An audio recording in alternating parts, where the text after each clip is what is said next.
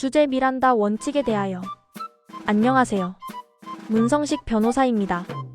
얼마 전 어머니와 살고 있는 유명 가수집에 강도가 침입을 하여 가수 모녀가 강도를 제압하여 출동한 경찰에 검거된 일이 있었지요. 그런데 구속이 된 후 이 강도는 체포 당시 경찰로부터 미란다 원칙을 고지받지 않았으니 위법한 체포라고 주장하면서 법원에 자신이 구속을 풀어달라고 신청하였다가 기각을 당했다는 뉴스가 있었습니다. 오늘은 이 사람이 청구했다는 형사 절차에서 피의자의 방어권 보장과 관련된 미란다 원칙에 대하여 설명드리겠습니다.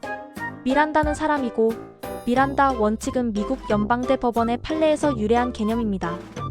1963년 미국 애리조나주 피닉스에서 발생한 납치 및 성폭행 사건이 발생하였는데 당시 수사기관은 주변 탐문을 통해 미란다라는 23세 남성을 용의자로 특정하여 미란다를 체포해 경찰서로 연행을 하였습니다.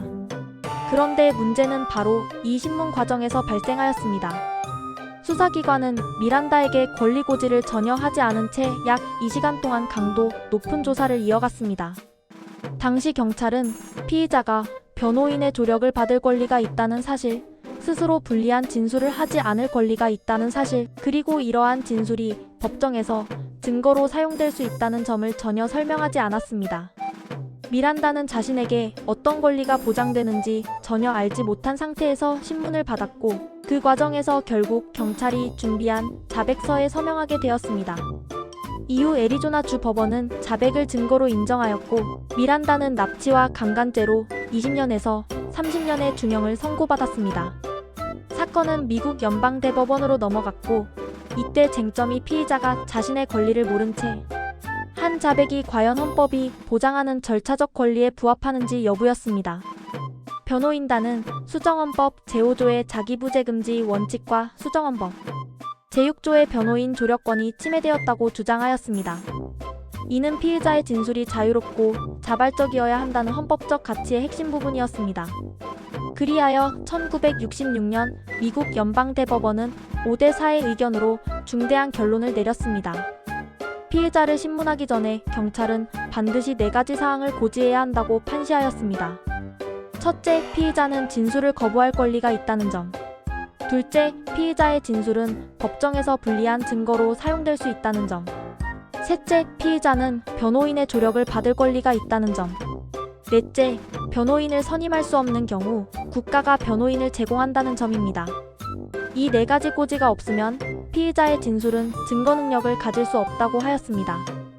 이 판결이 바로 오늘날 전 세계가 따르는 미란다 원칙의 출발점입니다.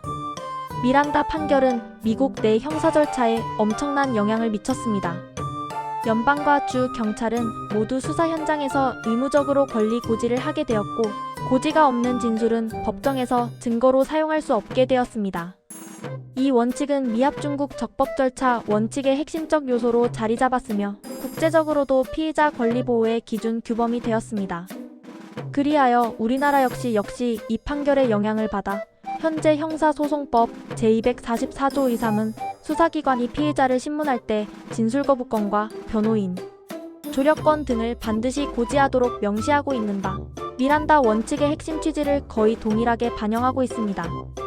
즉 피의자가 자신의 권리를 명확하게 인지한 상태에서 신문을 받아야 한다는 점은 선진, 형사 절차에서 절대 포기할 수 없는 원칙입니다. 흥미로운 사실은 미란다 사건은 연방대법원에서 자백이 증거 능력을 잃어 사건이 환송되었지만 애리조나주 검찰은 자백 외의 주변 증거만으로 미란다를 다시 기소하여 유죄 판결을 받게 하였다고 합니다.